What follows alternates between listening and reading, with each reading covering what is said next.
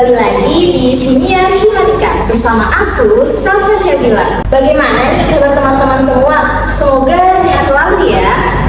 Hari ini kita akan ngobrolin tentang sesuatu yang menarik yang gak kalah dengan podcast lain tentunya.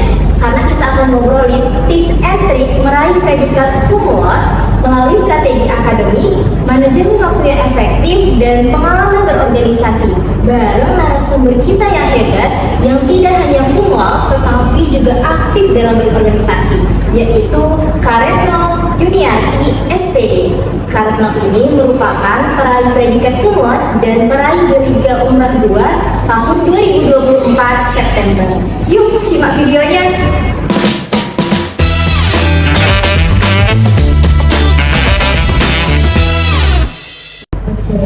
Halo Kak, gimana nih Kak kabarnya hari ini? Pertama kakaknya dulu ya di Sobat MTK. Halo Sobat MTK. Nah jadi hari ini kabar kakak baik. Dan kabar Safsa sendiri gimana? Oh alhamdulillah Kak, sehat walafiat. Sebelumnya kenalin teman-teman semua, ini Kak Retno. Jadi hari ini kita akan bincang-bincang santai dengan Kak Retno. Kak Retno kalau boleh tahu untuk kesibukannya pada hari ini apa ya Kak? Jadi kesibukan sekarang itu kan kemarin itu pada wisuda September 2024 itu baru aja lulus tuh. Nah sekarang kesibukannya itu adalah kakak melanjutin S2 di Umrah, prodi Magister Pedagogi. Hebat ya Kak, semoga berjalan dengan lancar S2-nya, amin. Kalau untuk saat ini ada 3 organisasi mungkin yang sedang diikuti? Oh kemarin baru aja dari 2 hari yang lalu itu kami dibentuk, jadi dari pedagogi itu ternyata ada Hima juga. Nah di Hima itu alhamdulillah kakak sebagai bendahara umumnya seperti itu, baru aja 2 hari yang lalu. 2 hari yang lalu ya, berarti kakak kayaknya untuk tahun-tahun ini sibuk lah ya lah. Ini nih Kak, kalau boleh tahu nih Kak, kakak bisa tidak ceritakan sedikit bagaimana sih kakak akhirnya bisa mendapatkan predikat cum laude itu selama berkuliah? Jadi itu awalnya selama kuliah, dari awal kuliahan itu kakak udah tetapin targetnya apa? Yaitu targetnya untuk fokus belajar. Nah fokus belajar dan juga di awal itu kakak nggak mau pengen jadi mahasiswa pura-pura seperti itu ya. Nah jadi di awal target itu kan kakak mau fokus belajar nih. Fokus belajar itu kan kakak tahu karena selama perkuliahan ini itu bukan tentang perjalanan tapi juga banyak kegorbanan, terutama dari kedua orang tua kakak. Nah, jadi kakak itu juga berusaha untuk mempertahankan IPK kakak. Nah, caranya gimana? Jadi kakak selalu membuat tulis. Ada juga jurnal perkuliahan, itu misalnya di setiap pertemuan itu materi apa, kalau nggak materi tugas apa aja. Jadi kakak tahu yang mana yang urgent, yang mana yang memang benar-benar yang diprioritaskan. Nah, kemudian selama perkuliahan kakak juga ikut aktif, baik dalam bertanya ataupun memberikan jawaban. Nah, kemudian selama kuliah kakak juga aktif untuk berorganisasi. Nah, awalnya itu kakak hanya satu aja maunya Himatika. Tapi pada saat semester 1 mencoba itu ada organisasi dari internal kampus, organisasi Islam. Kakak coba satu tuh. Nah, ternyata seiring berjalannya waktu udah 5 aja. Ada internal umrahnya itu ada 3, eksternal ada 2. Nah, jadi selain kakak ikut organisasi itu kakak juga aktif ikut kegiatan dosen. Ya kayak PKM, PKM dosen ya.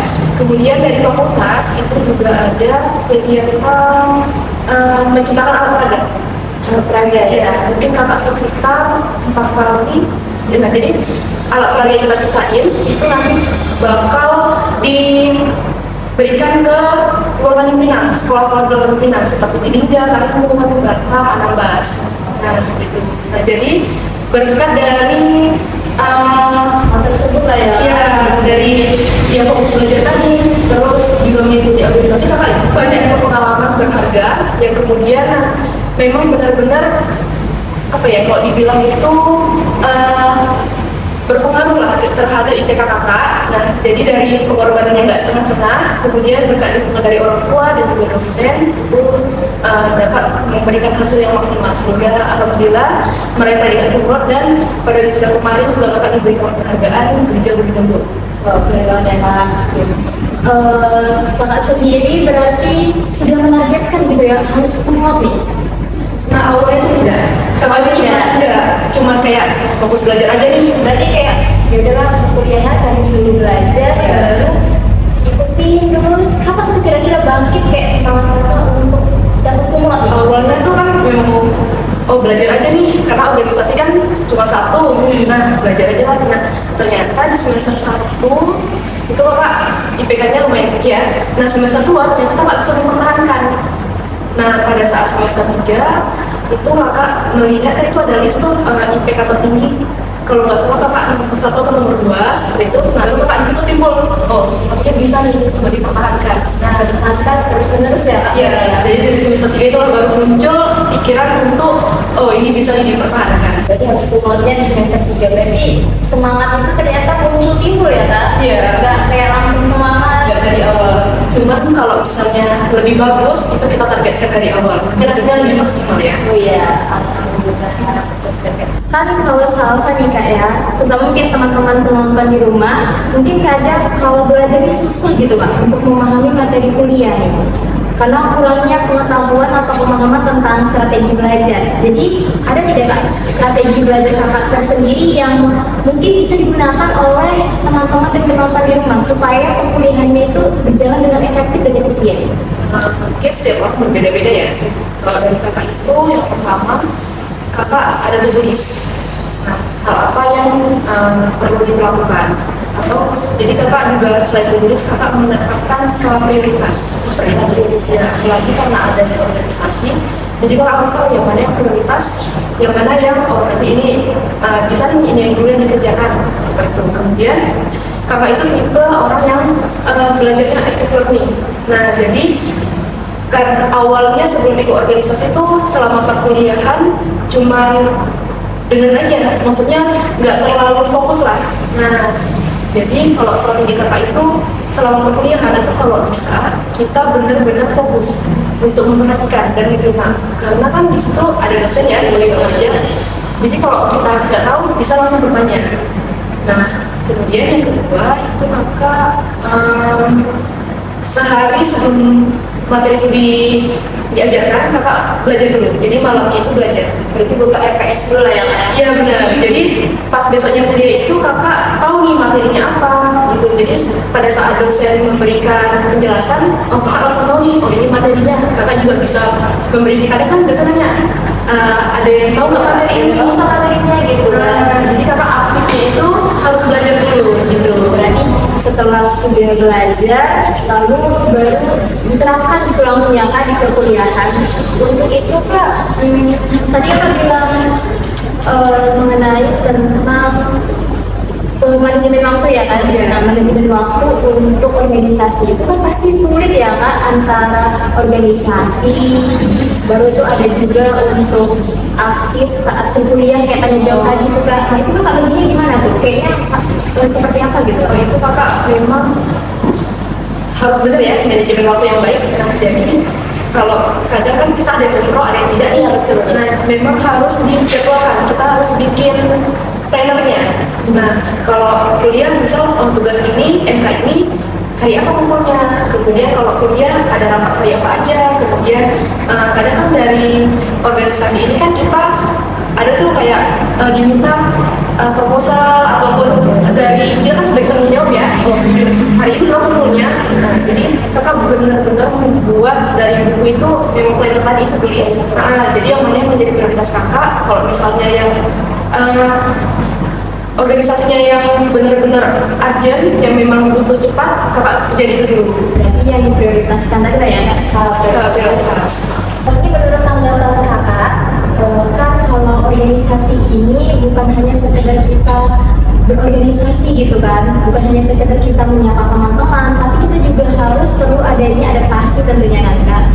Tanggapan kakak untuk teman-teman di rumah mungkin nih kak, kalau misalkan ada yang takut untuk ambil organisasi gitu satu ya, karena pertama kali juga nih saya kak, terganggu tidak ya kira-kira perkuliahan salsa gitu, apalagi kita lihat teman-teman yang organisasinya banyak itu kayak kadang-kadang 3 tidak efektif gitu dalam belajar. Menurut pendapat kakak untuk teman-teman yang takut tuh harusnya seperti apa? Kalau kakak kayak sebenarnya misal kita mau ikut organisasi, kita harus ikut organisasi sesuai dengan minat kita. Jadi nggak asal ambil aja, nggak asal ikut aja, sesuai dengan minat kita. Nah jadi dari minat itulah kadang yang takut ikut berorganisasi nih. Sebenarnya kalau kita ikut perkuliahan itu sah-sah aja, cuman dari organisasi itu kita tidak dapat apa yang diajarkan di bangku perkuliahan. Kita dapat banyak pengalaman baru, kemudian tentunya relasi. Nah, kemudian kita diajarkan bertanggung jawab, memanajemen waktu seperti itu. Jadi dari organisasi ini memang banyak diajarkan hal-hal yang tidak diajarkan di perkuliahan. Jadi kita juga dapat mengembangkan soft skill kita seperti itu. Jadi ya memang harus dari minat sendiri ya, gitu. Berarti harus dari niat kita tersendiri lah ya Pak. Harus organisasi apa yang kita mau, terus kedepannya kita mau jadi apa mungkin ya Kak. Kalau kita ikut organisasi ini, kita tetapkan nih, kayaknya harus bisa dulu deh untuk melatih soft skill, cara berbicara, lalu pembawaan diri gitu ya Kak. Karena di organisasi kita juga banyak jumpa keluarga baru. Ya, betul. Nah misal nih di kuliah kita stres kan dengan tugas-tugas yang banyak. Menurutku tuh kan kalau kita ikut kuliah aja tugas aja tuh. Tugas aja mungkin pergilah ke bareng temen ya. Tapi kalau kita ikut organisasi kita jumpa keluarga baru ya. Kadang tuh bisa bikin apa ya? Nggak stres lah, meminimalisir stres kita. Karena kita juga dapat apa ya? Berkomunikasi dengan teman-teman yang lain seperti itu. Jadi ya memang banyak jumpa keluarga baru sih. Iya betul. Ya, awalnya juga selesai gitu sih Kak, kayak pertama-tama tuh kayak gimana kan ya, apa nanti ya ke depannya, tapi setelah masuk ke dalam organisasi tersebut ternyata sih sama satu banyak mendapatkan hal baru dan pengalaman baru, orang-orang baru tentunya. Ternyata kalau dilihat kalau ke SMA sama kuliah beda-beda gitu, kayaknya pengalaman yang harus tetap teringat itu di momen. Kan tadi membahas tentang pengalaman kakak nih. Berarti kakak punya pengalaman yang banyak terkait tentang organisasi kan Kak? Boleh tadi dong sebutin apa aja sih Kak organisasi yang kakak ikutkan selama berkuliah? Jadi awalnya itu semester 1 ya, semester 1 atau semester 2 itu kakak ikut Porsat Nafis ya, itu tahun 2020. Kemudian kakak lihat apa ya, kakak tuh dulu memang sebelum kuliah aktif di seminar karena kan mengisi waktu luang. Nah karena itu seminar tuh banyak grup. Nah di grup itu ada yang mengirim poster organisasi juga, tapi eksternal kampus ya. Jadi kita eksternal juga. Nah jadi kakak kok kayaknya seru nih dan sejalan. Ternyata pas kakak chat adminnya itu orangnya sama dengan yang Porsat. Berarti dia adminnya Porsat, adminnya satu ya? Iya, ternyata anggotanya sama lah gitu. Kalau yang Porsat kan khusus umrah nih, umrah dan umrah tapi di lingkungan FI. Nah kalau yang kami itu ada yang dari STIE, STENSA. Nah jadi kakak coba lah. Nah pas coba, oh ternyata memang banyak di keluarganya, kemudian banyak pengalamannya juga. Disitulah kakak juga belajar percaya diri. Awalnya kakak memang sulit untuk berbicara depan umum, nah tapi dengan organisasi dua baru ya tadi ya, nah dua tadi langsung oh ternyata percaya diri itu timbul dengan ada dukungan dari orang-orang sekitar gitu. Kemudian di semester 3 gimana nih baru open recruitment ya semester 3 atau semester 5 ya itu ya 7 semester 4 nah harusnya semester 3 karena ada pandemi COVID. Nah jadi baru buka open recruitment ya semester 4. Nah disitu kakak coba hima karena dari awal targetnya kakak memang hima berarti ya? Iya, jadi pas open recruitment alhamdulillah kakak dipilih sebagai SEM 2 ya, SEM 2. Nah disitulah apalagi keluarga baru, kemudian di hima itu belajar bikin proposal, jadi bertemu dengan orang-orang yang ibaratnya penting lah ya. Iya betul. Kemudian dari situlah kakak juga banyak belajar manajemen waktu karena kan banyak tuh ada yang rapat ini rapat itu ya kan. Nah kemudian kakak ditawarin lagi nih ada teman kakak ikut nggak organisasi ini. Nah formasi namanya. Ya kakak coba lagi, oh ternyata memang agak ini ya namanya juga udah 4 kan kayak oh banyak nih memang waktu itu harus ada yang dilakukan ataupun jadi kayak nggak bisa di semuanya. Jadi kayak satu organisasi ini kakak kayak aktif yang lain gitu. Kemudian di waktu itu Hima sedang liburan, nah ada volunteer dari eksternal ya. Nah, jadi volunteer kemanusiaan, kegiatan kemanusiaan kayak berbagi. Ya, nah, jadi dari organisasi ini kakak juga tuh apa ya, indahnya berbagi gitu ya, dan seperti itulah. Jadi dari 5 tadi memang banyak, benar-benar banyak memberikan pengalaman yang berharga juga. Kan tadi ada bilang tentang volunteer ya Kak, volunteer eksternal itu kira-kira eksternalnya Pak gimana Kak? Di sini atau luar daerah? Di sini juga, bisa juga. Jadi itu ada buka volunteer kayak dia ada, sebenarnya dia ada banyak cabangnya. Ada yang ke pendidikan, keagamaan, kemudian kayak ada di sosial juga seperti itu. Nah, jadi kita disuruh pilih yang mana. Jadi dipilih gitu ya Kak, kita yang pilih terus kita yang kalau lolos masuk alhamdulillah gitu ya. Iya, seperti itu. Kalau untuk di saat tadi kan udah berorganisasi kuliah, kalau lomba-lomba nih kan ada tidak lomba-lomba yang mungkin menjadi pencapaian terbesar kakak gitu? Oh, kita ambil salah satu contoh Iya, ya. sebenarnya. Nah, waktu itu kakak semester 7. Semester 7 itu ada MK seminar pendidikan. Outputnya itu artikel. Nah, di saat semester ini juga ada bentrok dengan skripsi kan? Iya, betul. Itu kakak nggak bisa nih ambil dua-duanya, kakak harus fokus satu dulu. Jadi daripada mengulang MK, lebih baik kakak fokus ke MK yang seminar tadi, karena skripsi kan masih ada semester 8. Nah, jadi kakak fokus dulu di seminarnya. Awalnya kakak bingung karena kakak sendiri. Jadi kakak bingung mau ambil pendekatan yang mana gitu, wali ataupun apa pengembangan. Jadi kakak putuskan untuk pengembangan. Kakak benar-benar itu lama kan mikirnya, karena satu semester tuh gimana caranya dari artikel ini mempermudah kakak pada saat skripsi nanti. Nah, jadi gak punya 2 kali nih. Jadi kakak putuskan untuk mengembangkan media pembelajaran. Media pembelajaran. Ya, media pembelajaran yang udah ini terdiferensiasi berdasarkan gaya belajar siswa. Ya, nah jadi dari media pembelajaran tadi ternyata dari dosen kami juga coba diikutan lomba. Nah, jadi kakak cobalah nih ke lomba. Ternyata pada saat lomba teman-teman peserta yang lain itu belum ada yang terdiferensiasi, jadi baru kakak ya, ada satu yang terdiferensiasi tapi tidak memuat misal kalau gaya belajar mungkin hanya 2, nah seperti itu. Nah, di media kakak ini alhamdulillah unggulnya media belajar itu ada gaya belajar yang memuat seperti tadi visual awareness tadi. Nah, dari situlah alhamdulillah itu diadakan nasional, ya, tapi online, Zoom meeting, karena nasional ya. Nah, jadi pada saat pengumuman pemenang, alhamdulillah kakak mendapatkan juara 1. Wow, kayaknya kalau nengok pengorbanan kakak, pengalaman kakak itu kayaknya sepadan gitu lah harus dapat juara 1 ya. Alhamdulillah. Berarti harus semester itu ya Kak? 1 semester ya. Untuk mengerjakan artikel itu? Iya, 1 semester. Wow. Artikel dan medianya, produknya. Kalau menurut kakak sendiri, tadi kan udah ada tentang lomba juga ya Kak. Kalau organisasi nih Kak, kalau organisasi tersendiri, pernah tidak Kak kayak merasa kayaknya kewalahan nih ya tadi kan kakak udah di 5, belum lagi yang volunteeran, yang lomba lagi ya, pernah nggak Kak kayak merasa lelah gitu dan harus berhenti aja gitu, kayak ada nggak masa-masa terburuk gitu Kak? Oh, ada. Itu kakak sempat down semester 5. Semester 5 Ada salah satu MK yang kakak hampir C juga. kecil. Iya, kakak benar-benar down kan. Tapi kakak setelah itu kakak mikir lagi, tujuan utama kita apa?